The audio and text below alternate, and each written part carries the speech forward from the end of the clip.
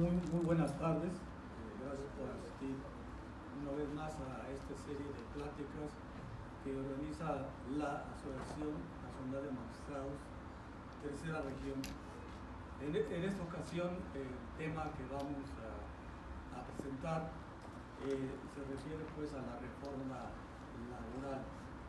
Es un tema que nosotros escuchamos constantemente en la prensa, en la televisión, y que creo que yo es de suma utilidad y de mucho interés de que podamos escuchar a los ponentes,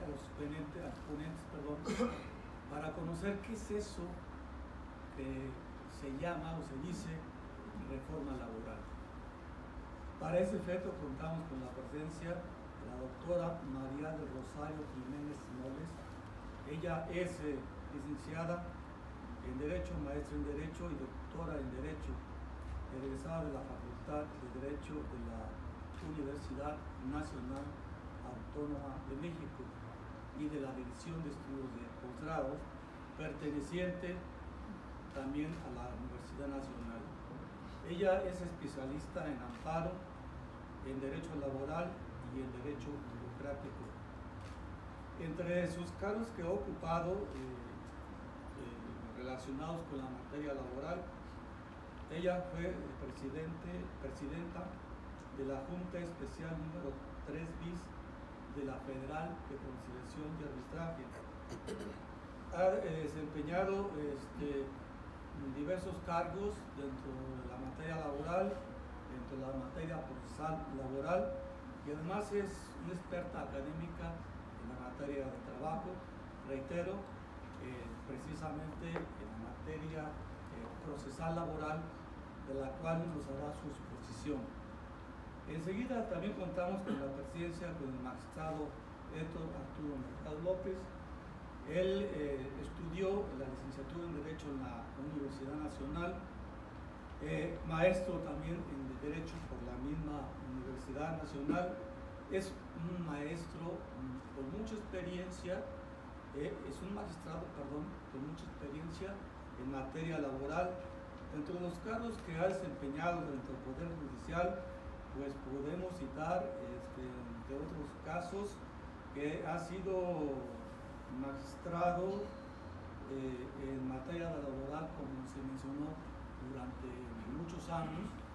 Creo que es de las pocas personas que podemos decir que domina y conoce pues la materia de trabajo, que hace un rato comentábamos que no pocas personas conocen la materia de trabajo. Cuando el Poder Judicial estaba dividido estrictamente en materias, en materia civil, en materia administrativa, en materia penal, en materia laboral, generalmente los miembros del Poder Judicial tenían mucha experiencia en su ramo, pero poco a poco se ha ido reduciendo esa división tan estricta en las materias que mencioné, y creo que el magistrado Héctor Arturo Mercado López es uno de los pocos que yo puedo reconocer en su ciudad que tiene mucha experiencia en este ramo. Bueno, continuando con el desarrollo del programa, en primer lugar presentaré yo al magistrado Héctor Arturo Mercado López, que nos hablará del tema de la reforma laboral, concretamente de la reforma constitucional en materia laboral, de los centros de conciliación y del derecho colectivo en materia de trabajo. Señor magistrado, le doy el uso de la palabra. Gracias.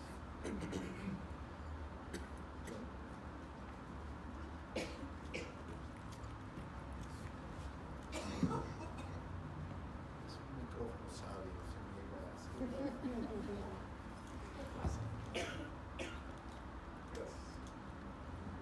Gracias, buenas tardes.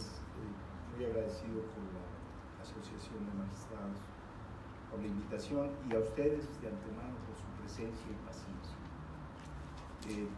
Parece que tenemos un tiempo limitado y el tema es extraordinariamente amplio. Entonces voy a tratar de dar 2 o 3 ideas básicas que nos dé una perspectiva de la dimensión de la reforma que se da. Rápido. Primero, esta no es una reforma que el gobierno mexicano quería tener. Fue una reforma que se gestó por las presiones internacionales, sobre todo del gobierno de los Estados Unidos desde la época de Obama, y que se ha cristalizado ahora también en el TEC-MEC, en donde exigían por intereses económicos 3 condiciones al gobierno mexicano.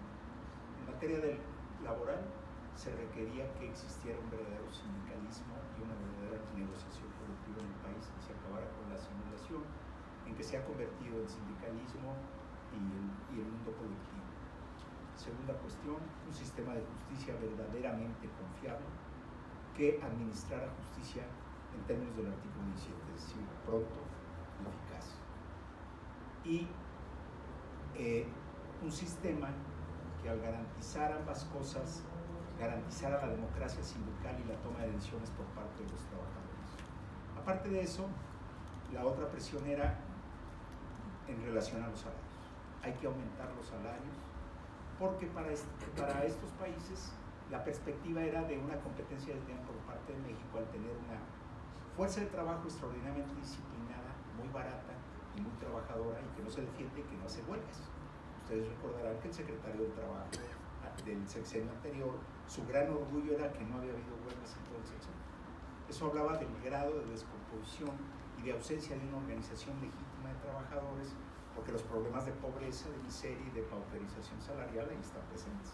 No era un problema de que no hubiese condiciones para una protesta legítima, sino que no había las estructuras orgánicas y los modelos jurídicos que permitían la expresión de estas protestas. Y entonces generó una depauperización salarial gravísima, y entonces la fuerza de trabajo mexicana costaba mucho más barato que la fuerza de trabajo norteamericana y canadiense. Entonces las presiones empezaron, las presiones fueron desde Obama, y entonces como se gesta la reforma constitucional que se aprobó el 24 de febrero del 2017, pero que fue presentada en abril de 2016 ante la Cámara, ante el Congreso de la Unión, y que además presentaron para su ratificación el convenio 98 emitido por la Organización Internacional del Trabajo en materia de libertad sindical, democracia y negociación colectiva. Estas reformas fueron votadas en aquella época, y en febrero del 17 queda la reforma constitucional, que es la que orienta todo el fenómeno jurídico que hoy estamos viviendo. ¿Cuáles fueron los 3 objetivos esenciales? Estoy hablando tipo telegrama. Para esto habría para explicarlo, pero largo y tendido. ¿Cuáles fueron los objetivos esenciales? Destruir un mundo paralelo en materia laboral que se había gestado ante la ausencia de un sistema de justicia eficaz y eficiente a nivel de juntas y ante la ausencia de una representación legítima de los intereses de los trabajadores, que se gestó en sus formas jurídicas más puntuales en la existencia de la subcontratación, suministro de trabajadores, y en la existencia de contratos colectivos de protección. Entonces se podían organizar todos los sindicatos que quisieran, se registraba el contrato colectivo y se le denomina de protección porque si se presentaba en esa empresa un sindicato de adeveras a querer firmar un contrato, no se le da trámite porque ya hay uno depositado ante la autoridad, con lo cual neutralizaban la insurgencia sindical que pudiera surgir. Entonces, esos eran los objetivos, llamémosle, no escritos en la reforma constitucional. Para lograr esta circunstancia de la reforma constitucional, entonces, se vertebran varias ideas que están contenidas en la reforma del 123. La primera de ellas es la desaparición de las juntas de conciliación y arbitraje tanto a nivel federal como a nivel local, y por lo tanto su transformación en tribunales laborales pertenecientes al Poder Judicial de la Federación, es decir, van a venir con nosotros los nuevos, y tribunales laborales locales que irán a dar a los poderes judiciales locales. Pero el procedimiento laboral se modifica esencialmente, no voy a entrar en mayor detalle de esto porque será el tema de la magistrada, pero se desaparece ese sistema de justicia y se desaparecen las juntas de conciliación y arbitraje. Lo segundo es transformar y modificar sustancialmente todo el marco normativo colectivo para garantizar la libertad y la democracia sindical, de tal manera que existan verdaderos sindicatos que negocien de manera real y eficaz frente a los patrones. Esos son los objetivos centrales. Para lograr esta libertad y democracia sindical, se eleva a rango constitucional el voto personal, libre y secreto por parte de los trabajadores en todo el mundo sindical interno. Esto fue, curiosamente, un pronunciamiento de la Suprema Corte en 2008, frente a una contradicción de tesis que se había presentado, en donde todavía se alegaba que el voto sindical podía ser a mano abierta y en público, violando cualquier expresión de la voluntad mínima de los trabajadores. Bueno, son tres elementos esenciales con los cuales se pretende, por lo tanto, regular todo esto. Y entonces la ley tenía que generar otros mecanismos, las leyes ordinarias tendrían que generar los mecanismos de organización de estas tres cuestiones. Pero el sistema de justicia sufre una transformación y me voy a referir solo a la parte inicial de ese sistema, porque en la actualidad, cuando uno va a una junta, cuando desde el punto de vista formal, la primera fase del juicio es una fase de conciliación. Si no hay conciliación, se pasa a la de demanda y excepciones, y así se va avanzando en el juicio, como ustedes bien lo saben. En este nuevo procedimiento, toda la fase de conciliación se desprende del mundo judicial y se lleva hacia un centro de conciliación especializado para la conciliación de los asuntos jurisdiccionales. Pero esa fase de conciliación se denomina como una fase prejudicial y es obligatoria para todas las personas que pretendan acceder al sistema de justicia, es decir, llegar con nosotros a los tribunales laborales. Lo interesante de esto ya se lo explicará la magistrada con mayor detalle, es que al crearse los centros de conciliación, se le quita las facultades a las juntas locales de conciliación y arbitraje de llevar a cabo todos y a los tribunales nuevos de llevar a cabo todos los trámites de carácter colectivo, es decir, el registro de sindicatos, el registro de los contratos colectivos, el registro de las mesas directivas sindicales, el registro de los estatutos, las altas y bajas de los afiliados y cualquier otro reglamento de carácter laboral que se quiera registrar ante las autoridades. Se le quitan las facultades a las juntas locales y obviamente van a desaparecer, pero no se les transfieren a los tribunales nuevos. Igual sucede con los federales, tampoco se les transfiere a los tribunales nuevos, sino que todo el fenómeno colectivo de registro quedará en manos del Centro de Conciliación Nacional en materia federal para llevar a cabo el registro. Entonces, todos los sindicatos, el que se cree en Chetumal o se cree en Ensenada, se tendrá que registrar ante este Centro Nacional de Registro Sindical, así como sus altas, bajas y todo lo que decíamos, toma de nota de sus mesas directivas, etc. Y entonces se concentra por parte del Estado el fenómeno del registro. Lo interesante aquí es que, híjole, lo que pasa es que no hay mucho tiempo, pero diríamos que el esquema de organización de la legislación laboral en México históricamente ha tenido un fuerte contenido corporativo. Es decir, entendiendo por que el Estado mexicano se irroga a sí mismo la facultad de decidir quién es sindicato y quién no. Si ahora estamos sobre principios de libertad y democracia sindical, quiere decir que el Estado tiene que renunciar a esa posibilidad y por lo tanto dejar en manos, como lo marca la legislación internacional, en manos de la decisión de los trabajadores de que se tiene que crear un sindicato sin necesidad de autorización previa. Así lo dice la ley nuestra. Lo que pasa es que la ley nuestra trae un artículo que dice: el registro legalmente otorgado por, en este momento, la Secretaría del Trabajo y las juntas de conciliación tienen valor ante cualquier autoridad. Por lo tanto, si yo te niego el registro, tus actuaciones no tienen valor ante ninguna autoridad, interpretado al contrario, y por lo tanto la personalidad del sindicato se gestaba, en el momento en que el Estado daba el registro y no en el momento que los trabajadores lo decidieran. Pero entre ese ínter, si ellos querían emplazar a huelga o por negociación, no tenía valor porque no tenían registro. Una de las cosas que tiene que hacer el Centro de Conciliación y Registro Sindical es descorporativizar todo este fenómeno de control que el Estado venía ejerciendo sobre los sindicatos en México y permitir que la personalidad jurídica, bajo las modalidades más cercanas a la decisión de los trabajadores, se manifieste desde el primer momento y tengan valor los actos que llevan a cabo aunque no tengan el registro. Por lo tanto, el registro tiene que adquirir una connotación meramente publicitaria, de dar a conocer.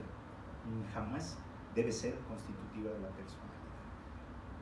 Entonces, es muy importante esto porque de ahí se arranca toda la historia del ejercicio real de sindicatos reales.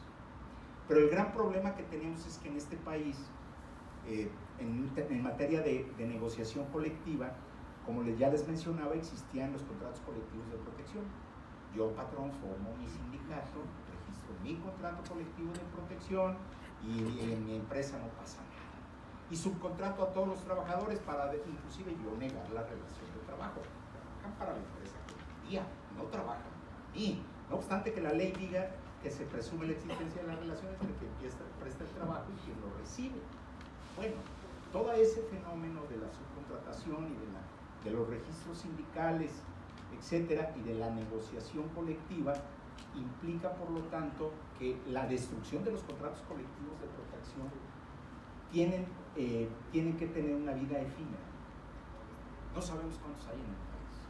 Alguna ocasión yo le escuché en una conferencia a un presidente de una junta del Oriente del Estado de México, tiene un nombre larguísimo, pero era presidente de la Junta del Oriente del Estado de México. No me acuerdo. Pero decía él que en su junta local del Estado de México tenía 60,000 contratos colectivos depositados, de los cuales solo se había pedido revisión en 600. Entonces se presume que todos los demás eran contratos colectivos para proteger indebidamente a los patrones en un fraude a la ley, que eso es lo que se pretende acabar ahora. Y entonces una de las cosas que se promueve para esto es que todos aquellos contratos colectivos que estén registrados y que no hayan sido solicitadas su revisión en los 4 años anteriores, se deberá de dar publicidad en la empresa en donde estén para que los trabajadores determinen qué destino quieren con ese contrato, porque muy probablemente ni los trabajadores siquiera saben de su existencia. De tal manera que todos los contratos pasarán por el tamiz del conocimiento de los trabajadores de las empresas en donde teóricamente se están aplicando.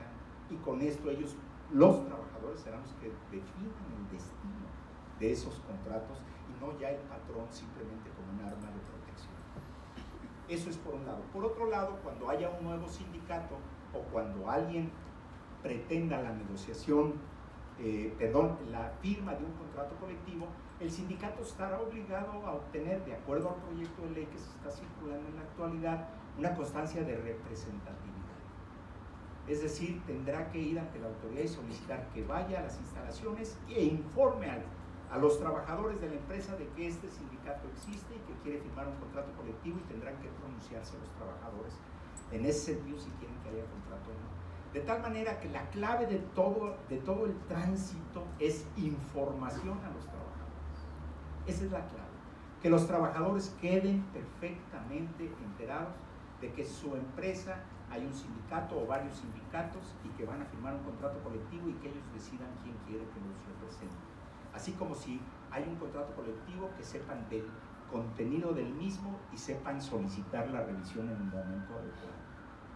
Es decir, se parte de la idea, el ejercicio de la libertad y la democracia sindical, y por lo tanto a través del voto secreto, solo se podrá dar si se informa puntualmente a los trabajadores de todos estos asuntos. Entonces, en ese sentido, la petición de registro sindical empieza a relativizarse en su importancia, porque yo le puedo dar registro a todos, pero ¿dónde voy a pescar al sindicato que solamente extorsiona o anda molestando?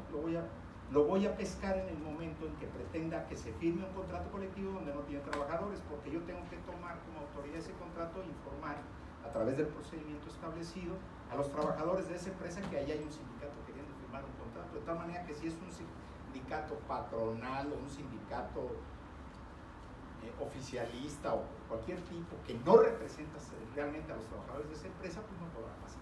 Porque los trabajadores tendrán la posibilidad de decir, no queremos. Híjole, estoy apretando demasiado esto. ¿Qué les puedo decir más del Centro de Conciliación y Registro Sindical? Tomemos la dimensión de lo que estamos hablando. Tendrá que haber un Centro de Conciliación y Registro Sindical que va a manejar millones, literalmente incontables millones de datos, que requieren de un sistema electrónico, de un sistema informático ad hoc. Pero no solamente ahí se agota el fenómeno del control de los procesos, porque al ser un centro de conciliación, hará conciliación colectiva y hará conciliación individual. En la conciliación individual, con algunas excepciones que marca la ley, tendrán que ir los trabajadores en individual a pedir la conciliación antes de llegar a los tribunales laborales. Si no, no pasan. La conciliación, perdón por la paradoja, la conciliación es obligatoria. Vamos, presentarse a la conciliación es obligatorio. Conciliar no puede ser obligatorio. En nuestra casa nos pasa eso. Entonces, pero hay que ir a la conciliación y establecerla. Entonces tendremos que tener un cuerpo de mediadores, de conciliadores altamente calificados. ¿Cuáles son los problemas que se viven? Y perdón que lo diga, yo sí en este sentido, en este momento estoy haciendo énfasis en esto. Históricamente, el sistema de justicia en este país y el sistema de control de los sindicatos, pero el sistema de justicia sobre todo ha sido abandonado por el gobierno. Tenemos más de 30 años que no se les dota del mínimo presupuesto para que puedan llevar a cabo óptimamente sus funciones, del personal ni se les capacita, porque fue un abandono, a mi juicio, que corresponde a una concepción de cómo debe manejarse el mercado de trabajo. Como el Estado, bajo una visión neoliberal, no puede intervenir en la economía, yo no intervengo en el mercado de trabajo, y al no intervenir en el mercado de trabajo no regulo, y por lo tanto las instituciones encargadas de la protección de los derechos de los trabajadores, que se llaman sistema de justicia y la inspección, las debilito, y entonces no pueden funcionar, y al no funcionar el mercado de trabajo se regula solito. Por otro lado, permito a los patrones que creen todos los registros y contratos colectivos de protección, con lo cual los trabajadores no pueden movilizarse en defensa de sus derechos, y tenemos una Pax con X social envidiable. ¿Por qué? Porque no hay vehículos ni caminos por los cuales el que está abandonado en sus derechos pueda caminar. Y entonces esa es la realidad que vivimos.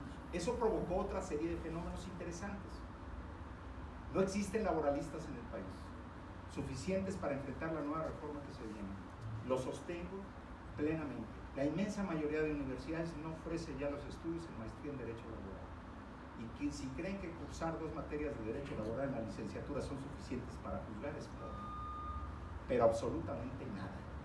Juzgar en Derecho Laboral tiene una especificidad, tiene un sentido, tiene un marco teórico, tiene una serie de principios, tiene una serie de características que se tienen que observar en la decisión judicial, que no se puede abandonar y que es diferente al mundo penal, administrativo y civil, y que se tiene que aprender, introyectar y saberlo, porque se juzga en conciencia, verdad sabida y buena fe guardada. Si los tribunales juzgan en conciencia, verdad sabida y buena fe guardada, cuando nos llega un amparo, ¿por qué nosotros tenemos que meter mecanismos de formalidad en la toma de decisión nuestra si tenemos que partir de los mismos valores y características con los que ellos juzgaron en la decisión y en el argumento que nos están dando? Entonces, primer problema que tenemos. Para enfrentar la nueva reforma no hay laboralistas. Requerimos de una alta captación de cuadros que prometan y capacitarlos ampliamente. 2, para capacitarlos tanto para conciliación como para tribunales, porque para mí, insisto, la capacitación del conciliador de los centros de conciliación debe ser la misma que la del juez. ¿Por qué?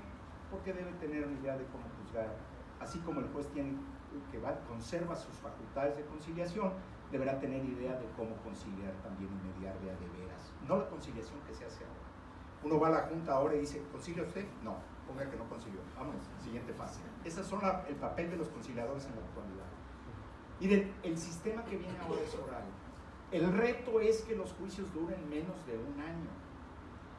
Este modelo está tomado, hay varios modelos acá de los que ya se han instrumentado aquí en México, pero ha servido de mucho, a mi juicio, el modelo chileno.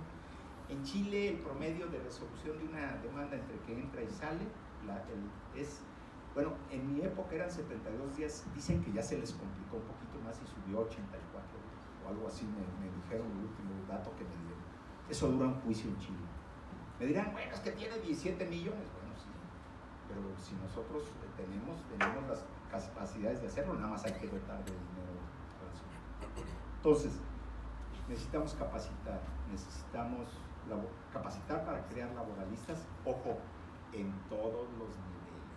Yo, magistrado, con experiencia en materia laboral de cerca de 40 años, necesito capacitarme yo en el nuevo sistema laboral. Entonces se necesita capacitar el personal nuevo, se necesita capacitar a los foros. ¿O qué abogados nos van a llegar? ¿Qué lo penal no nos puede enseñar? Van a llegar abogados que no saben litigar en el nuevo sistema, que es oral, fundamentalmente, ya se lo explicará. Pero en fin, no hay laboralistas. Falta capacitación. ¿Cuánto va a costar el sistema de informático que maneje no solamente el fenómeno colectivo de registros que ya dije, sino todos los juicios, tanto a nivel federal como local, y que de alguna manera tendremos que estar coordinados para abatir tiempos en todos los procedimientos que se vayan a llevar a cabo? Bueno, ese sistema cuesta mucho dinero. ¿Y qué instalaciones vamos a tener y en cuánto tiempo? Entonces, hay cuando menos 4 elementos que tenemos que crear para que la comisión, que de acuerdo a los artículos transitorios de la reforma laboral que está proponiendo, se forme, que tendrá que enfrentar de inmediato y empezar a funcionar de inmediato, porque se está dando un plazo de 3 hasta 4 años para que se instale todo el sistema. ¿Cuánto tiempo debe ser? Digámoslo de la siguiente manera: que la comisión se ponga en serio a decir, para capacitar y captar personal requerimos tanto tiempo, para las instalaciones tanto tiempo, para el sistema informático tanto tiempo, la coordinación con los poderes judiciales locales, Poder Judicial Federal, gobernadores de las entidades federativas y Secretaría del Trabajo, la coordinación de los 4 poderes que van a tener que ver en la construcción de este sistema, ¿sí?, requerirá, por lo tanto, establecer mecanismos de coordinación profundos. Y al final de la historia todo se reduce a una palabra: presupuesto.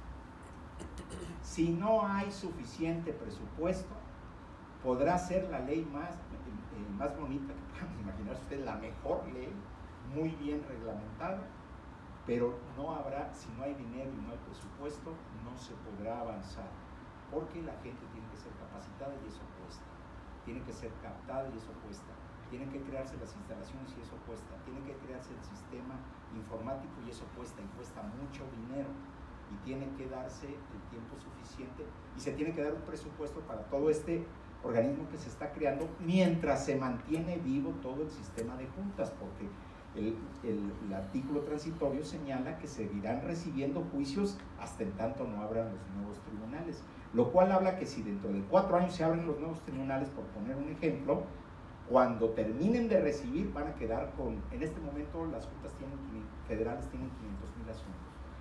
Bueno, tendrán que terminar con los asuntos que en ese momento tengan, que pueden ser los mismos, van a durar otros 4 años. Entonces tenemos juntas federales de conciliación que van a funcionar 8 años más y necesitan presupuesto. Y tenemos que arrancar al día siguiente que entre en vigor la ley, el sistema nuevo que cuesta muchísimo dinero. El Estado tiene que ser consciente de que tiene que dotar a ambas instancias de presupuesto suficiente, de una capacitación muy fuerte y de una seguridad jurídica para los trabajadores del viejo sistema, pasen al nuevo, garantizándoles estabilidad en el empleo. Porque si no, el viejo sistema que se queda con 300, 400, 500,000 asuntos va a ser un problema gravísimo de administración de justicia. Creo que ya me agoté el tiempo. Lo único que quiero decir, esto fueron pinceladas. Esto no es nada para todo lo que se puede decir en los temas que les he tocado. Lo único que yo digo, y en términos de presupuesto, es que nadie podemos discutir que a toda la sociedad le tenemos que dar oportunidades de que salga del estado en que se encuentra para que tenga una vida digna. Por lo tanto, no es criticable que se les dé oportunidad a muchachos que no han podido acceder a trabajos, que se han quedado troncos en su trabajo. No se les puede negar que se les dé ese apoyo que se les está dando ahora de las becas de 3,600 pesos. Pero ojo, detrás de ese millón de expedientes que existen en este país, en tanto entre juntas locales y federales, ese millón de asuntos hay 2 o 3 millones de mexicanos que han tenido trabajo y que se los quitaron, les conculcaron un derecho, o que no tuvieron acceso a la seguridad social plena porque los inscribieron mal o no los inscribieron, y que están peleando esos derechos por haber trabajado y tienen derecho a protegerse a sí y a su familia. Por lo tanto, si invertimos en los que no han podido acceder al trabajo, invirtamos en los que ya trabajaron y les desconocieron ningún derecho. En eso el gobierno mexicano tiene que estar muy claro y dotarlo del suficiente presupuesto. Les agradezco mucho.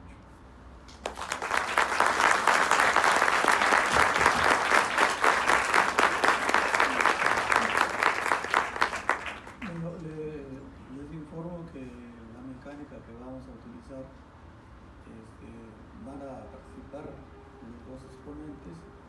Una vez que ya lo hayan hecho, vamos a abrir un periodo de preguntas para que ustedes las formulen y los ponentes las respondan, ¿sí?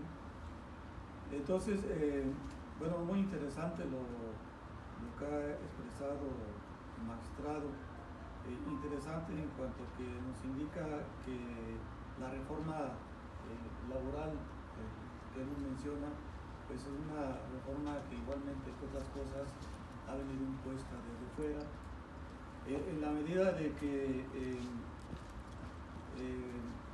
si los trabajadores no tienen una verdadera representación, entonces a la hora de negociar sus salarios, pues siempre sus salarios son mínimos, y entonces las inversiones vienen siempre para México y no se puede, los otros países, en este caso el Tratado de Libre Comercio, que ahora se llama TECMEC, no pueden competir con los salarios mexicanos porque son muy reducidos y las inversiones se vienen para México, ¿sí? Enseguida doy la participación a la doctora María del Rosario Jiménez Moles, que nos va a hablar acerca del sistema procesal de la reforma laboral. Muchas gracias a la Asociación Mexicana de Partidarios de Justicia, a usted, magistrado. Y bueno, pues es un foro muy complicado porque me toca hablar al lado del magistrado Mercado. Muy bien, miren, es emocionante para todos nosotros y creo que estamos interesados en que esto funcione y funcione bien. El gobierno se debe de comportar como un empresario en el proceso productivo de producción. ¿Qué tiene que hacer un empresario? Ver qué va a hacer, cómo lo va a hacer, que es la primera etapa, la planeación, con quién lo va a hacer. Obviamente son un grupo de personas, necesita recursos materiales, financieros, económicos para poderle implementar. Echar a andar esa reforma, ver cómo empiezan a funcionar esos tribunales laborales, hacer un como simulador de procedimientos, y si ve que algo no está mal, ¿verdad?, volverlo a implementar y empezar otra vez a planear. Desde luego tendrá que darse cuenta que todo esto cuesta dinero, que va a gastar, determinar cuánto va a gastar para que esto nazca bien, nazca correctamente y sea algo exitoso. Nosotros vemos actualmente cómo está el sistema de justicia laboral. Para empezar, el derecho del trabajo es la hermana pobre de todos los derechos. Ni siquiera lo teníamos en su cajón. Es un procedimiento eminentemente jurisdiccional, judicial, pero administrativamente dependía del Poder Ejecutivo. Es la primera vez que va a estar en el cajón correcto. Sí, alguna vez antes de que se hicieran las juntas estuvo en el Poder Judicial, pero con esta concepción, como juicios orales, con un alto sistema de administración de justicia, es la primera vez. Para eso México, ayudado un poco por el TEMEC y por el convenio 87, el convenio 98 y por algunas presiones de carácter internacional, decidió, entre otras situaciones, esta reforma constitucional del 24 de febrero de 2017, en el que decide por primera vez que va a migrar la justicia laboral del Poder Ejecutivo al Poder Judicial, que se va a hacer un registro federalizado de contratos colectivos de trabajo y de sindicatos, y que va a necesitar para ello contar con los recursos económicos, financieros y materiales importantes para ello. Esta reforma se implementa en algunas leyes de carácter ordinario. Todos conocemos por ahí una iniciativa del 22 de diciembre de 2018 de Morena, que lo que pretende es agilizar y cristalizar todas estas cuestiones que se vieron en la reforma constitucional. Se prevé en esta nueva ley un procedimiento que aglutina dos muy parecidos al sistema argentino y al sistema chileno, con dos de las situaciones que ya funcionaron allá. El sistema argentino logró despresurizar el 40% de sus juicios mediante la creación del SECLO, que es el Servicio de Conciliación Obligatorio. Tuve oportunidad de estar ahí, fui una de las 3 comisionadas cuando estaba en la Secretaría de Trabajo y Previsión Social como presidenta de Junta, y pude corroborar la funcionalidad de ese SECLO. El trabajador que se ve despedido, que se ve mal en su situación laboral, inmediatamente entra a una situación electrónica. Esta ley trata de incorporar las TICs o los sistemas informáticos. Inmediatamente, al minuto, recibe una cita en el SECLO, se presenta al SECLO, le dicen a las 9 de la mañana del 30 de abril, y a las 5 para las 9 está siendo llamado con el funcionario conciliador. Y se le pregunta, ¿quieres esta conciliación aquí o quieres la conciliación con un conciliador privado? Ahí pagan actor, demandado, conciliador privado, y el Estado le paga a los despachos que se dedican a esta función para que las partes lleguen a un arreglo. Y yo vi, y lo vi, que sí llegaban a los arreglos. Si la conciliación era muy difícil, a 2 cuartos, si la conciliación era medianamente fácil, en un solo cuarto, pero era algo funcional. Nosotros lo implementamos en el Centro Nacional de Conciliación y Registro, así le llama ese proyecto que estamos comentando. En ese Centro de Conciliación y Registro hay una modalidad que no tiene Argentina, que es el registro federalizado de sindicatos y de contratos colectivos de trabajo. Pero bueno, la conciliación es una fase muy importante porque se debe de contar con el certificado de que se acudió a esa instancia para ir a un procedimiento. Y aquí es donde tenemos la existencia de otro modelo que más o menos adaptamos, que es el procedimiento chileno. El procedimiento chileno, que tiene un procedimiento monitorio, uno de derechos humanos o sustantivos y uno de bajas cuantías. Nosotros lo que vamos a tener, algo muy parecido, es un procedimiento ordinario que funciona tanto para asuntos individuales como colectivos, un procedimiento especial que también funcionará en la misma forma, y un procedimiento de seguridad social para invalidez, riesgos de trabajo o cuestiones de afores o que tengan que ver con esa materia. El procedimiento ordinario inicia con la presentación de la demanda, tiene una pequeña fase escrita ante un juez instructor. Se presenta la demanda con una modalidad de agilización que antes no teníamos, que es la exhibición de las pruebas, el lugar donde pueden obtenerse y la proposición de los medios de perfeccionamiento que pudieran necesitar estas pruebas. Se incorporan 2 más, el buzón electrónico, todas las notificaciones que se hagan, está dentro del capítulo de pruebas del 776, y los recibos con sello digital.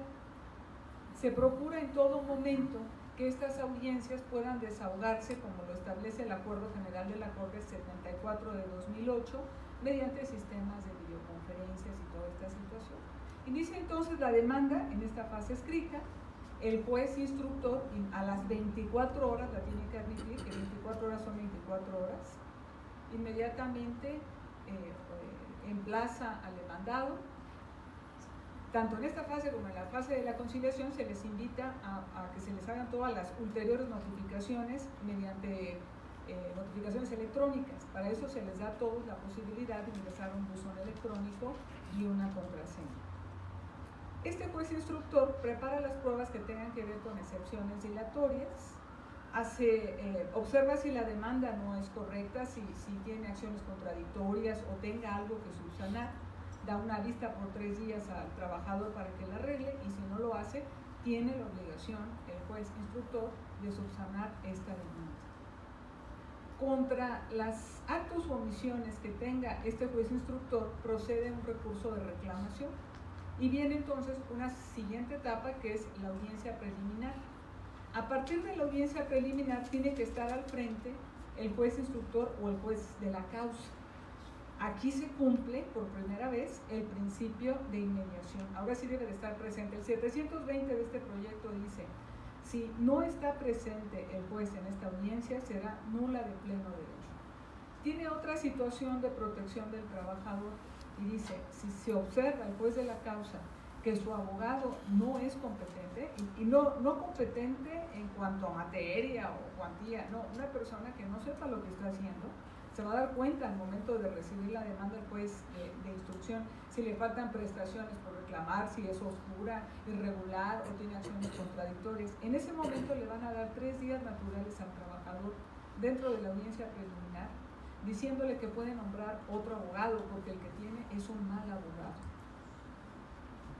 Y bueno, pues si se trata de un menor de edad, la minoría se mantiene de 16 años, pues se le nombrará un procurador de la defensa del trabajo. Entonces, en esta audiencia preliminar, el juez, que ya va a estar presente a partir de ahí en todas las actuaciones, va a admitir y a preparar pruebas, va a citar a la audiencia de juicio, va a quitar toda la paja del expediente. Actualmente a veces llegan con su demanda en 8 tomos, ¿no? Y resulta que ya está totalmente definido que el trabajador no abandonó el empleo, porque resulta que ya tiene 3 años trabajando para otro patrón. Ya ven que los emplazamientos tardan muchísimo tiempo, no encuentran a nadie, ¿sí? Entonces, el juez de la causa, en cuanto vea de las pruebas cómo puede reducir la litis, va a desechar todo aquello que ya no valga la pena desahogar, y va a hacer todo el tiempo el intento de que las partes lleguen a un arreglo conciliatorio. La conciliación no porque fracasó ante el Centro de Conciliación y Registro está prohibida. En todo momento las partes se pueden arreglar, y la audiencia preliminar es un buen momento porque el juez tiene la película completa, tiene la demanda con pruebas, tiene la contestación con pruebas, sabe exactamente qué excepciones prosperan y cuáles no, y los va a invitar a que se arreglen o a que sigan el juicio, nada más por una cuestión de horas extras, de vacaciones o de lo que quede pendiente. Debemos recordar que esta fase prejudicial de conciliación no es obligatoria en todos los campos.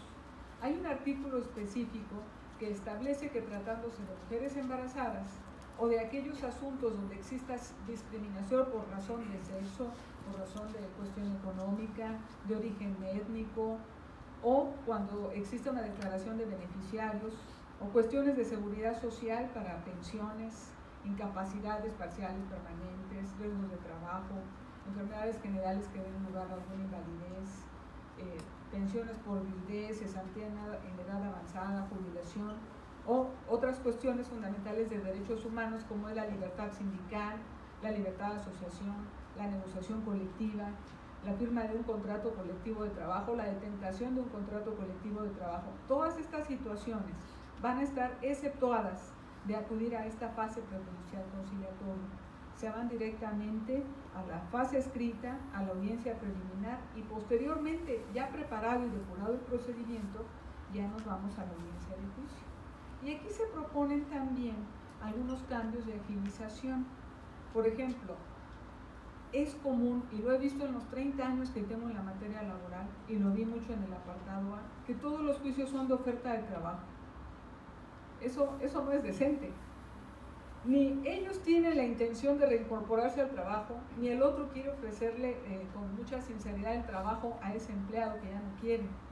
Y lo hacen nada más con el perverso objetivo de revertirle la carga de la prueba.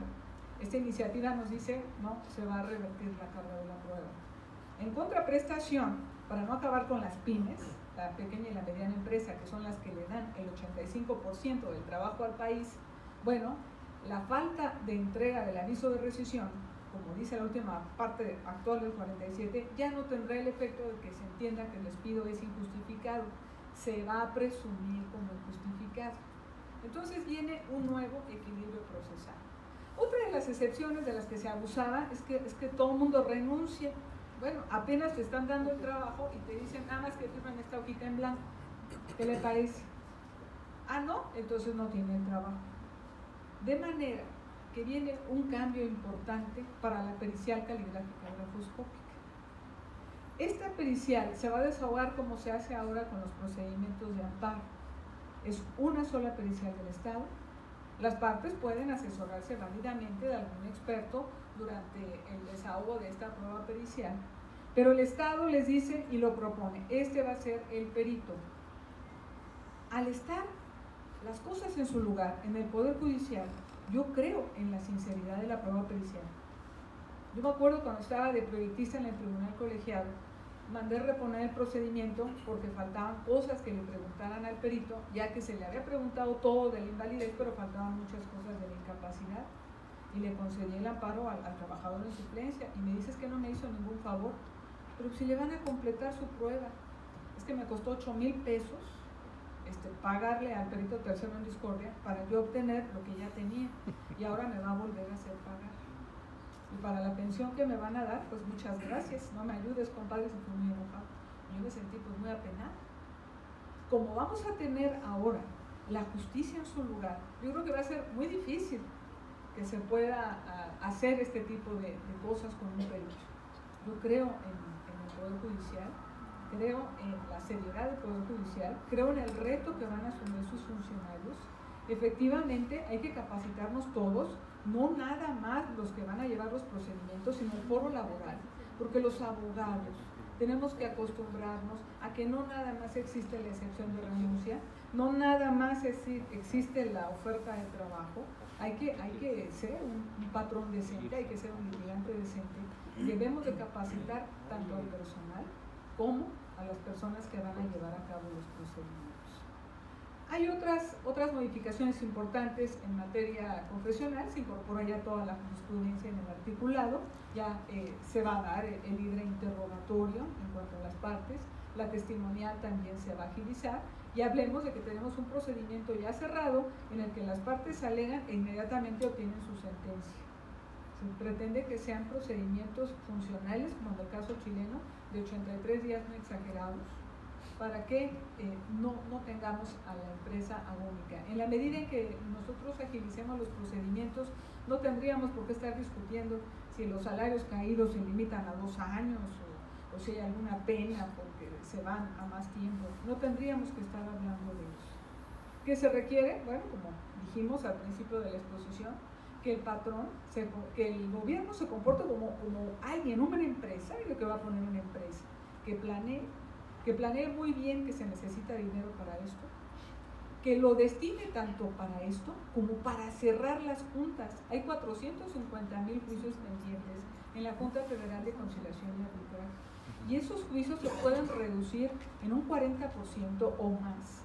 Tuve la oportunidad de hacer la corrida financiera y resulta que si los asuntos definitivamente perdidos de Pemex, de la Comisión Federal de Electricidad, de otras paraestatales, de organismos públicos descentralizados, se arreglan los que están iniciando, los que están en juicio y los que están definitivamente perdidos, el gobierno federal se va a ahorrar el 40% de tramitación de esos juicios.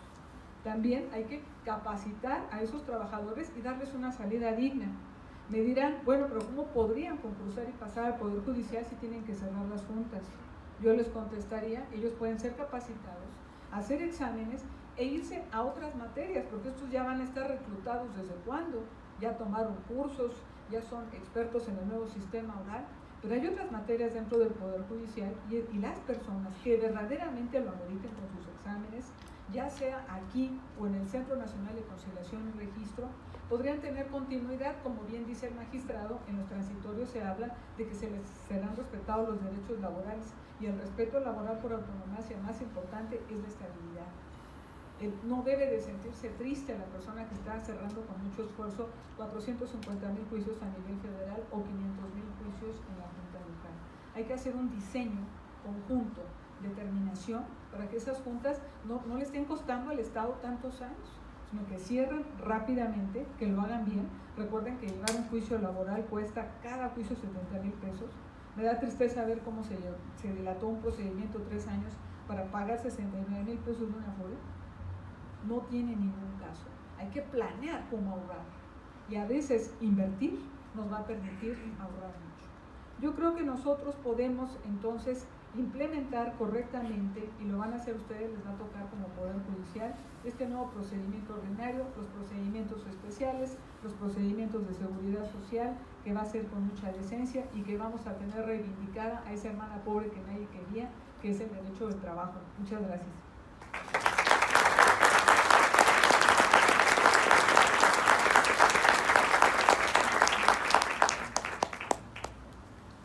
Muchas gracias, doctora. Es muy interesante ver su exposición. Sobre todo, a mí me llama mucho la atención la propuesta de la reforma de que, y en este caso, el juzgador ya va a ser un verdadero director del proceso, porque es el que va a orientar, va a encauzar, va a perfeccionar las pretensiones de las partes, y de esta manera va a tratar de eficientar pues el proceso y la actividad de las partes, y también desde luego va a dar celeridad al procedimiento. Desde luego de la perspectiva de los dos expositores, yo veo que para eso se requiere una tarea muy ardua, muy difícil, complicada, ¿sí? Y que además tendría un costo muy alto en principio, aunque después cuando digamos las cosas se echan a andar, por decirlo así, va a tener un gran beneficio no solamente para el patrón trabajador, sino inclusive para toda la economía del país, que es lo que se pretende, ¿no? Que la economía no se pare en razón de que los procedimientos son muy retrasados, ¿sí? Bueno, terminada esa etapa, entonces abríamos esa etapa que yo les menciona, preguntas y respuestas a los expositores. Por acá, licenciado, por favor. Gracias. Buenas tardes, muchas gracias por su exposición. La pregunta que yo haría, nos ha quedado claro, y a los que llevamos litigando ya algunos años, pues hemos visto las deficiencias que hay por cuestiones de presupuesto.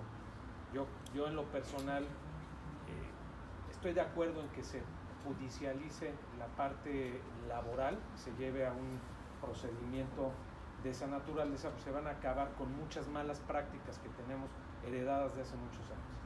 Sin embargo, creo que el problema sigue siendo la cuestión de presupuesto. La reforma tiene, las que se han presentado, creo que tienen cosas interesantes, algunas inclusive de las mismas corrientes contradictorias, pero creo que hay temas que se pueden rescatar y cosas que se pueden hacer muy, muy prácticas. En esa parte de presupuesto, ¿cuál ha sido la respuesta actual de las diferentes áreas que están manejando este proceso de reforma? Y sobre todo, doctora, con lo que manejaba ahorita, que habló de un presupuesto que se manejaba para quitar juicios, ¿qué es lo que hace, qué es lo que piensan hacer para continuar las juntas por lo menos 8 años, como comentaba el magistrado, y empezar en los procesos nuevos? Me imagino que con la nueva ley no va a adquirir los procesos viejos, trasladarlos, pero ¿qué es lo que piensan? ¿En cuánto tiempo creen que se pueda lograr eso? 4 años para los nuevos, probablemente sí sea el proceso, pero 8 años, ojalá terminaran en 8 años los de las juntas. Yo creo que si con presupuesto limitado, pero lo han tenido, no han podido abatir ese rezago, ya no siendo prioridad y siendo que también el mismo personal de la Junta, por las decisiones que se han tomado, ya tampoco están motivados. ¿Qué van a hacer en ese sentido? Muchas gracias. Para la doctora, ¿verdad? Sí. Para los dos. Mira, yo te diría que se requiere un esfuerzo conjunto. El Poder Judicial está haciendo el suyo, porque está ya tomando medidas, está haciendo grupos de trabajo que están analizando, están viendo cómo se podrían implementar los procedimientos. Fue una comisión a Chile para ver a Paula Díaz, que es una de las juezas más representativas de allá, y el gobierno tendría que hacer lo propio también, planeando la cuestión del dinero que le va a destinar. Es como cuando vas a hacer un conjunto habitacional, ¿no? ¿En cuánto tiempo lo quieres? Bueno, pues dime cómo me vas a pagar y cuánto me vas a dar, y yo te lo hago en 6 meses, o te lo hago en 1 año, o en 2 años. Todo depende del dinero que yo vaya a recibir, y entonces yo tendré tu conjunto habitacional rápidamente. No me das dinero, bueno, pues conforme me vayas dando, vamos poniendo un ladrillo, y luego el otro, y luego el otro. Esto no es algo que se pueda definir así nada más, ¿no? Se requiere una coordinación conjunta entre el gobierno federal, los gobiernos de los estados, una coordinación de homogeneización de los centros de conciliación, porque bueno, ya salieron algunos que se crean tripartitas, otros no lo van a hacer. Obviamente el procedimiento pues es ante un juez, ya no es tripartita. No es lo mismo la cantidad de personal que se requiere para un juicio escrito que para un juicio oral, pero pues requerimos, para que yo pueda echar a andar todo lo que he planeado y para que yo pueda cristalizar todo lo que dice la ley que habla de juicios uninstanciales. La reclamación solamente es en fase escrita y es una cuestión administrativa, pero el procedimiento se supone que se tiene que llevar ágil y rápido. Todo depende de esa coordinación que haya entre centros de conciliación, justicia, entre el gobierno federal y el Poder Judicial. Voluntad creo que tienen los dos, porque hay este compromiso de sacar ya rápidamente la ley, de crear los tribunales y de que las propias juntas cierren su casa. Bueno, yo agregaría nada más finalmente una cuestión. Miren ustedes, para darnos una idea de la dimensión, vamos a proponernos, para que el sistema sea exitoso en términos de administración de justicia, debemos garantizar que ningún juicio, y estoy hablando en sentido lato, es decir, proceso de conciliación y juicio propiamente jurisdiccional, por llamarlo así, dure más de 1 año. Si dura más de 1 año, la reforma fracasó. Esa es mi opinión personal. En estos momentos, por ejemplo, yo les decía, en Chile dura 84 días, en Venezuela, la odiada Venezuela, dura 6 meses, y ahí tienen hasta apelación dentro de los 6 meses. ¿Por qué? Porque es juicio oral. Entonces, hay sistemas en Latinoamérica, Argentina, Uruguay, Chile, bueno, somos el último país en Latinoamérica y en el mundo occidental que está modificando su sistema de justicia. Tenemos el peor sistema de justicia laboral en el mundo occidental. Eso es un honroso lugar que nos hemos ganado, o deshonroso. Simplemente les voy a dar el siguiente dato. Hoy me entrevisté con una presidenta de una junta federal, que pues el problema que tenemos los tribunales es que empezamos a multar porque mandan 2 años después la demanda de amparo.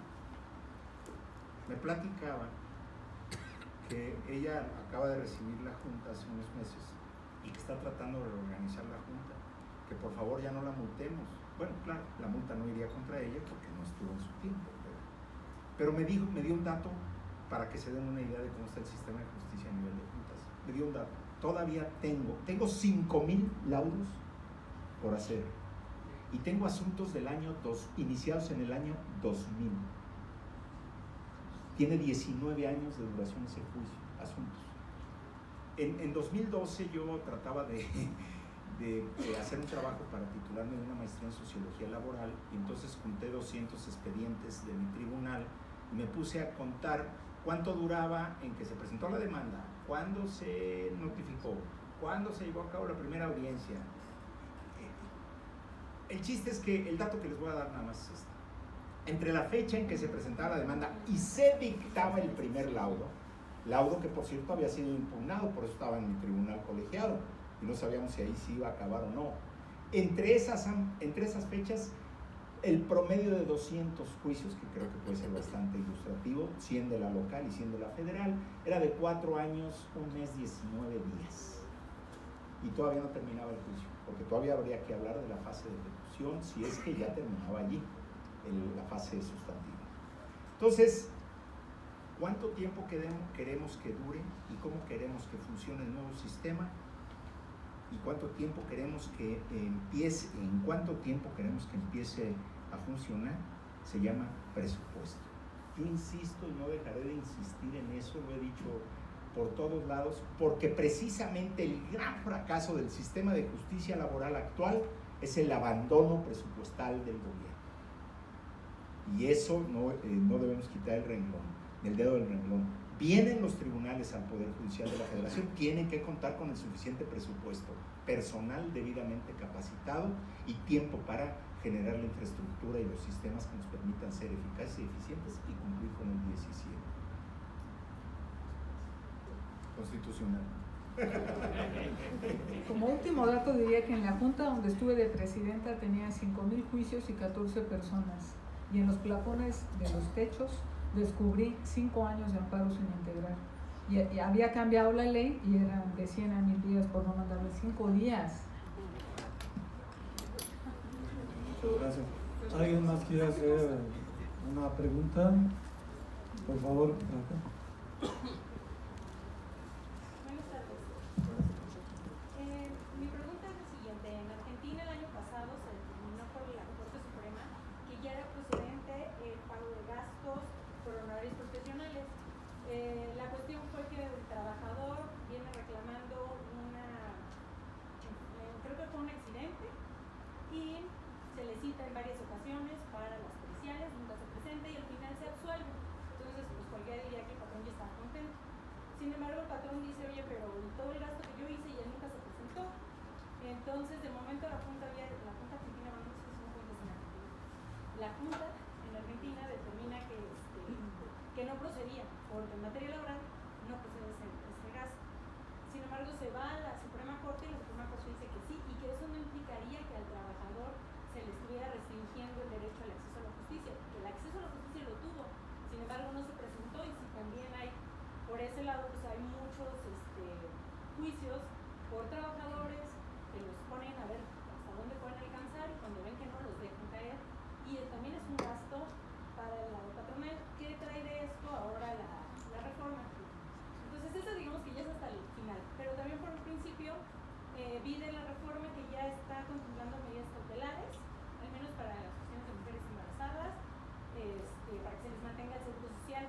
¿Qué más hay? Porque, bueno, si bien las medidas cautelares no necesitas más que la Constitución para otorgarlas, lo cierto es que en materia laboral no las vemos.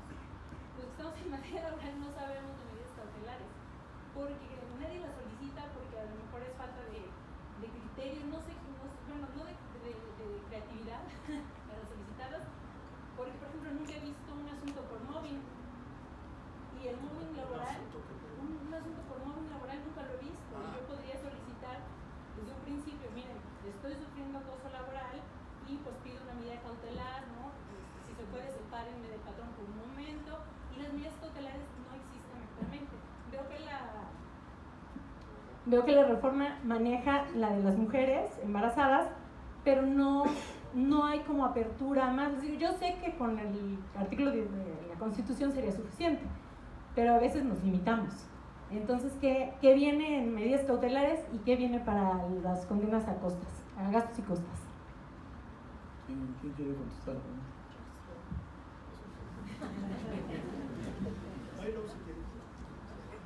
Sí, viene un capítulo de sanciones para, como estilo multa, muy fuertes para todo aquel que esté litigando sin decencia, ¿no? Que ponga demandas notoriamente frívolas o excepciones muy dilatorias o esa situación. Sí viene un capítulo de multas sumamente fuertes en un más. En cuanto a las medidas cautelares, en la primera fase, en la fase escrita, el juez instructor está obligado a prever sobre todo este tipo de medidas cautelares. El caso más importante es el del embarazo y el del acoso. Actualmente tenemos hostigamiento sexual en nuestra ley. El hostigamiento sexual no es todo lo que puede suceder en una relación de trabajo.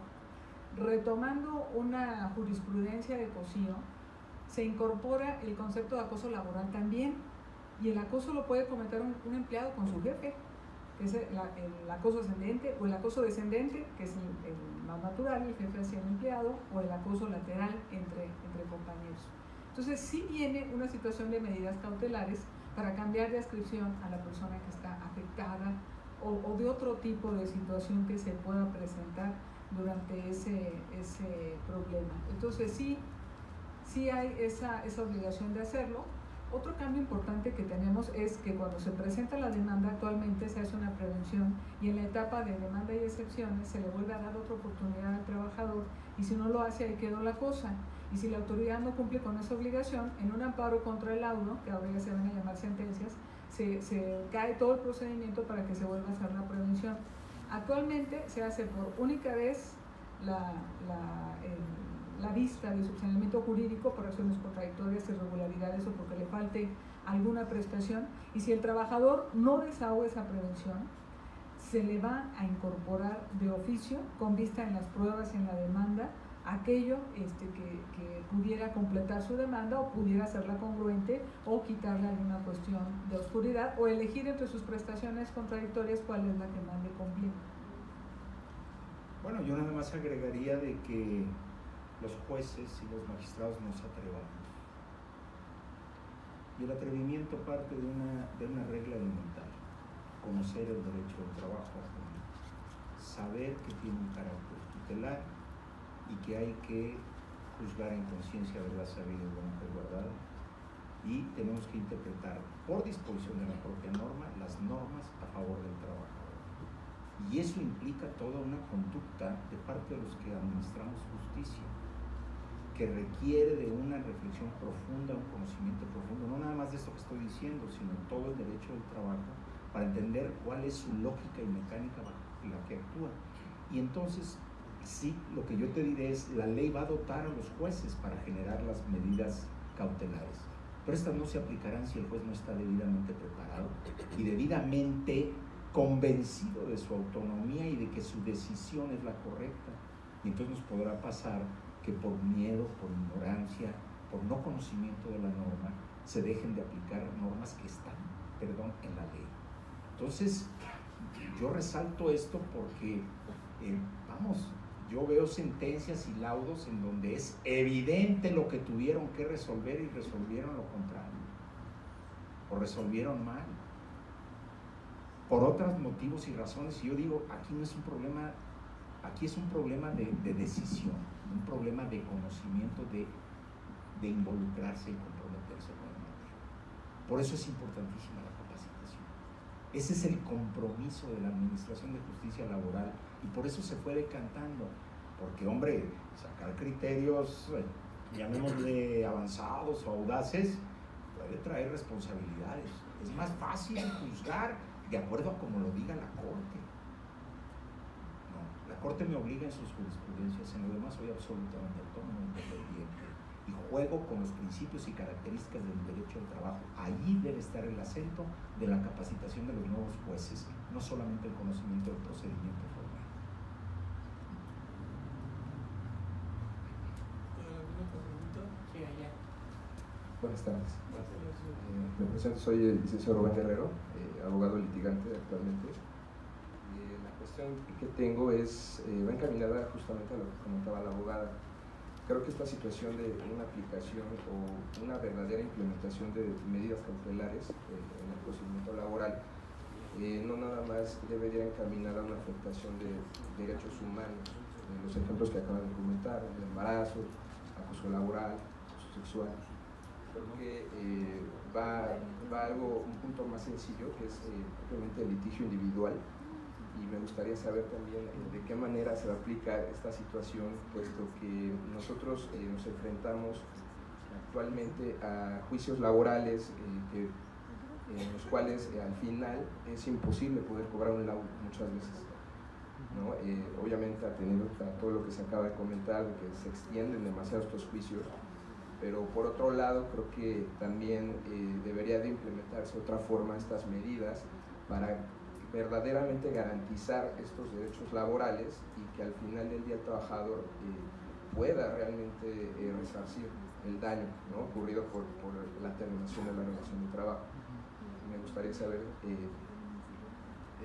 sentido viene esta reforma, ¿no?, para poder entender también esta situación que es real y creo que es la mayor, ¿no?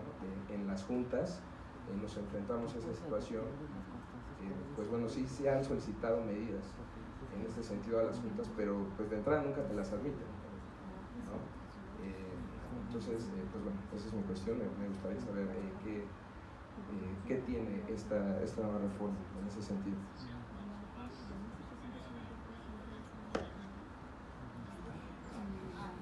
Mira, es muy importante lo que preguntas. Yo estuve en una junta donde todo estaba quebrado. Me tocó el asunto de Mexicana de Aviación, las camioneras, todo el mundo estaba quebrado. Lo más importante era evitar la medida precautoria.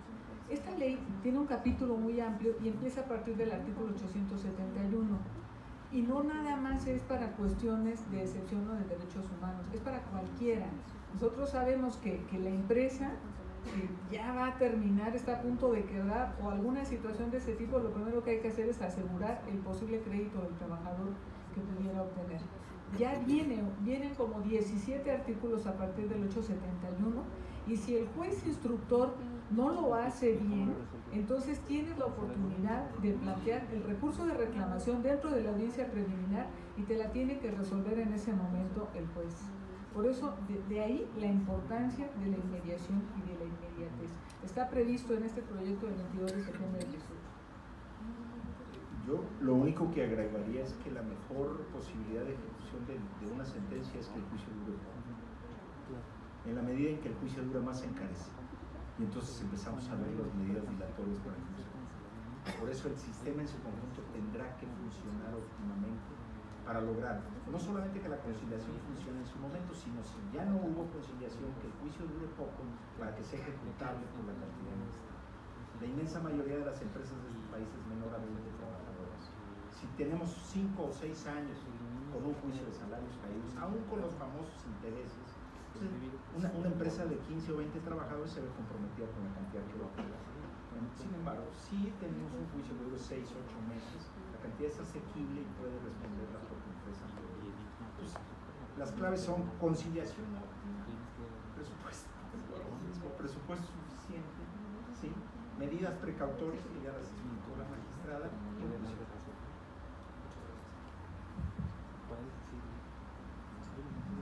Buenas tardes, muchas gracias, ha sido muy ilustrativo. Mi pregunta es respecto al juicio de amparo, ¿qué modificaciones va a haber? ¿Va a haber modificaciones en los principios, en el procedimiento? Muy duda de lo que parece. Gracias. A ver ahí.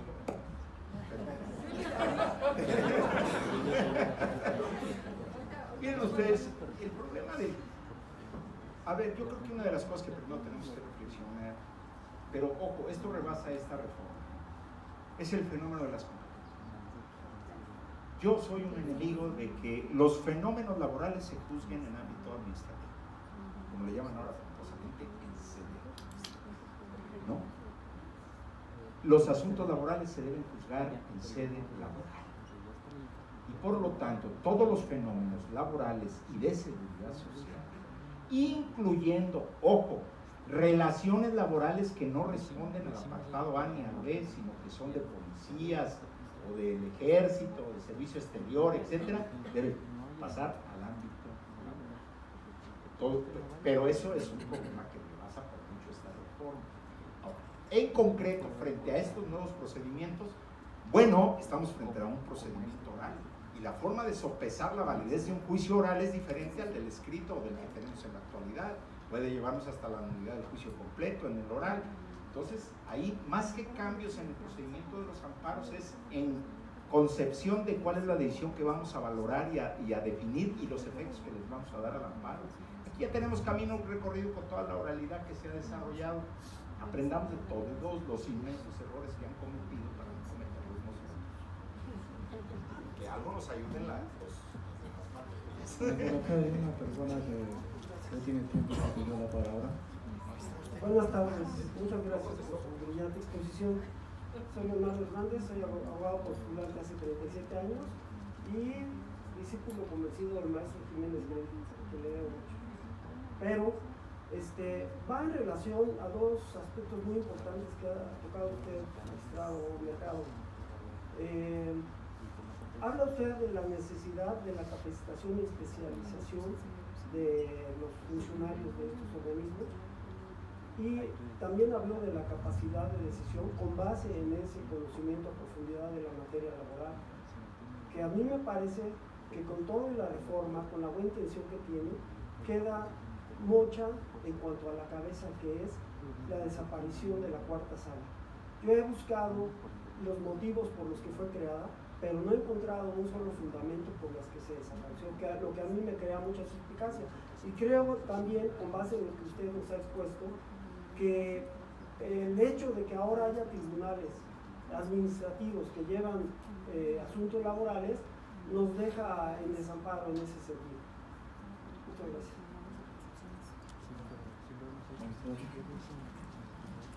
A ver,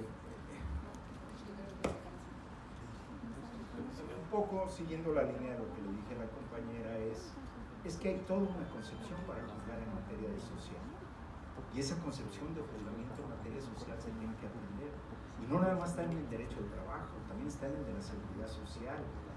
A mi juicio, estaría en el mundo agrario, y estaría en el mundo del medio ambiente, y estaría en el mundo, me falta una materia, familiar. La tradición de la división entre derecho privado, público y social es una división de hace 200 años. Hoy lo que tenemos que voltear a ver es cuál es el bien jurídico que vamos a tutelar en el juzgador y qué preparación debe tener. Yo prefiero un juzgador que juzgue en estas 5 materias, y propondría tribunales que juzgaran estas 5 materias, porque le podríamos dar una concepción social del derecho del trabajo y destinar las administrativas y las públicas y las privadas a lo auténticamente público y privado. Pero en familiar, hombre, pierde el trabajador el salario al que le pegues a la familia. Se decreta una pensión a un trabajador a favor de su esposa porque se está divorciando, y estamos hablando de mundos laborales pegados a la familiar. Y sin embargo, un juez por allá que puede ser civil y familiar está viéndole la vida a la familia, y por acá está otro juez viendo lo laboral. Y el medio ambiente no tiene que ver con protección de familia. Y la seguridad social no es la salud, el ingreso de la salud a la casa de la familia. Entonces, si volteamos y vemos, el derecho social se desarrolla para garantizar una vida digna al trabajador y a su familia. Estas son las materias que deben involucrarse y se deben aprender en su conjunto, transversalmente, como le llaman hoy, pomposamente, y poder generar jueces con esa calidad social, no laboral. Pero si ya no nos dejan eso, porque rebasa por mucho el asunto, pues nos quedaremos con el fenómeno de carácter laboral. Y usted dice quedó trunca con la desaparición de la cuarta sala. Lo que pasa es que hay una sala que ve laboral y administrativa. Yo insistiría, a mí yo no lo veo tan problemática esa circunstancia. Lo que yo veo problemático es el desarrollo de los tribunales en primera y segunda instancia. Si eso funciona bien, no llegan tantos asuntos ahí, en la medida en que funcionen mejor. Pero entendamos una cosa, ¿cuál es la concepción con que vamos a capacitar? ¿Cuál es el perfil que debe tener el juez laboral? No nada más aprender la ley. ¿Cuál es el conocimiento que debe tener metido aquí? ¿Cuáles son los bienes de dignidad y de protección que da a la sociedad para que pueda juzgar interpretando las normas a favor del trabajador? Si no tenemos claro eso, nos vamos a poner a repetir los procedimientos y viva México. Perdón, eso de viva México. Yo me permitiría agregar que si el derecho del trabajo es el hijo no deseado, el derecho burocrático es el aborto, el derecho laboral burocrático. Ni siquiera en la Constitución de 17 eran considerados como trabajadores estas personas, los servidores públicos. Hasta 1960 que se piensa que deberían de ingresar, hasta 1963 se les hace un catálogo. Si usted compara el apartado A y el B, de que la es así y el B es así, y la jurisprudencia tuvo que hacer ranquitos para nivelar a estos otros. Y esto se da a raíz de lo que comentas de la reforma del 5 de mayo de 1999, cuando se van custodios, policías, agentes del Ministerio Público al derecho administrativo. Lo que nos hemos dedicado a hacer es construir toda una serie de regímenes especiales de trabajadores al servicio del Estado, simulando relaciones administrativas. Y ahí tenemos también el problema del servicio profesional de carrera. El artículo 79 y 80 de esa ley dice: todo lo que sea administrativo se verá en el Tribunal Federal de Justicia Administrativa, y lo que sea laboral en el Tribunal Federal de Conciliación y Arbitraje. sin ningún catálogo, y todo lo están mandando a la materia administrativa. Las cuestiones de seguridad social de policías no las entienden, realmente están mal resueltas. Tenemos que regresar a la concepción social del derecho del trabajo, y de ahí que sí deba de haber una capacitación de juzgadores de corte social para regresar esas relaciones de trabajadores a servicio del Estado a su lugar, al cajón correcto, que es el derecho laboral. Bueno, ya no hay más preguntas, daría el espacio. Okay. Que si me permites contestar algo, pero sí, respecto a la idea de la desaparición de la sala, en realidad, más que hablar de una desaparición, si estamos hablando de la reforma 94-95, fue una transformación de cómo estaba integrada la Suprema Corte, que hablamos de 5 salas. Estaba la penal, civil, administrativa, laboral y la auxiliar. A las extras salas, sí, claro, pero ese es otro cantar. Sí. Ahí en esa reforma lo que se hace es reducir el número de miembros, de tal manera que ya no se podía constituir como antes en 5 salas. Y entonces, a la hora que se integra nuevamente, ahora con los 11 ministros, se determina que sean 2 salas, una penal civil y la otra administrativo laboral. Entonces, es una transformación más que una desaparición. Ahora, voy a ir más allá. Claro, los expertos en la materia laboral son ellos, pero lo voy a hablar desde el punto de vista legal y constitucional. A mí no me preocupa tanto la cuestión de que si la Corte se reduce, se amplía o qué. ¿Por qué razón?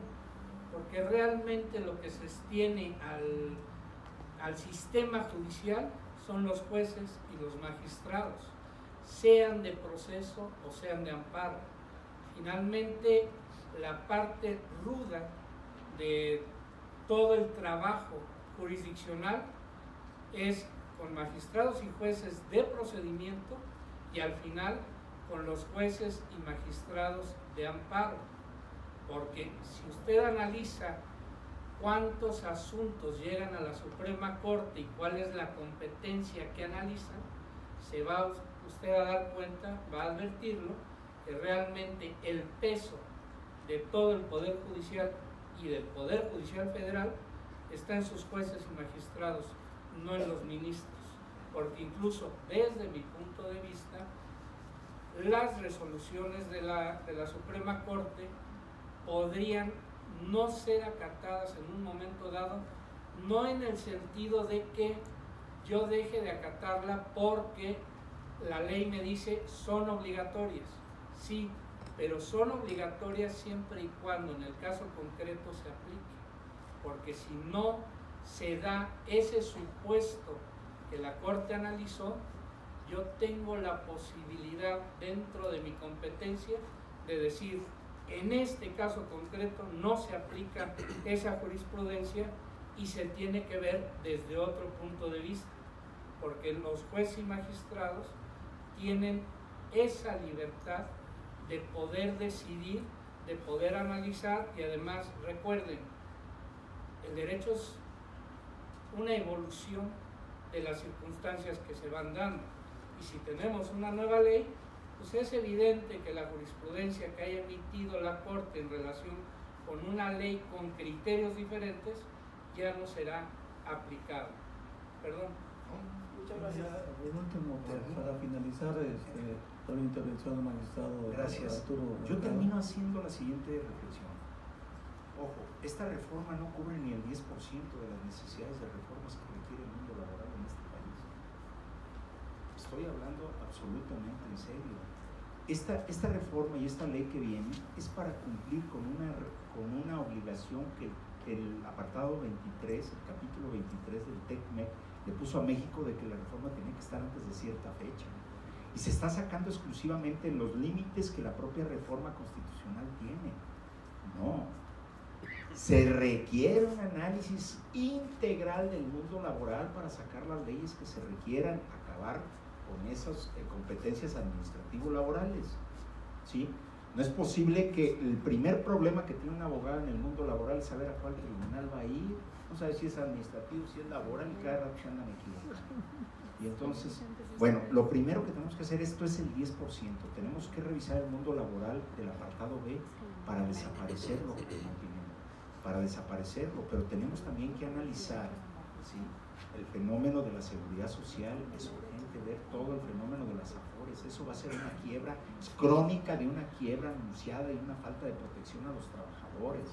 Estamos hablando de que se está cuestionando el mundo de la vida digna y el ingreso digno para las personas, porque hay leyes que solamente han enriquecido brutalmente a quienes tienen las afores y les endosan todas las pérdidas a los trabajadores. Así están. Bueno, así queremos las leyes cuando ya en toda Latinoamérica e inclusive internacionalmente hay recomendación de que desaparezcan las afores. En México seguimos viento en popa y nos siguen cobrando lo que quieren y nos siguen endosando las pérdidas. Entonces, seguridad social, apartado B, no se está metiendo esta reforma en este momento sobre la subcontratación, suministro de trabajadores. Tiene que entrarse a eso y definirlo para saber cuál es el legal y cuál es el que se tiene que prohibir expresamente, para que no se simulen relaciones laborales que conculquen derechos de los trabajadores. Es decir, la materia podríamos juntar toda la visión de todas las leyes laborales con visión de género. Los puntos que están protegiendo ahorita la ley son escasísimos para los que se necesitan, vista la discriminación cotidiana de baja de salarios, imposibilidad de ascenso de puestos de trabajo para las mujeres o que les cuesta el doble. Todo eso se tiene que analizar. Hay un compromiso de quienes han estado trabajando el proyecto de ley que se va a votar ahora, que se circunscribe a lo constitucional, dentro de los que estuvimos en su momento la magistrada y yo dando estrictamente opiniones técnicas, porque luego ya la negociación entre sindicatos y patrones es problema de ellos, de que una vez aprobada esta ley se inicie inmediatamente la revisión, cuando menos de apartado B y outsourcing y perspectiva de género. Entonces hay un trabajo inmenso por hacer en los próximos años. Este mundo laboral fue destrozado eficaz, eficientemente y brillantemente en los últimos 40 años por los gobiernos que estuvieron en turno. Recuperarlo va a llevar tiempo.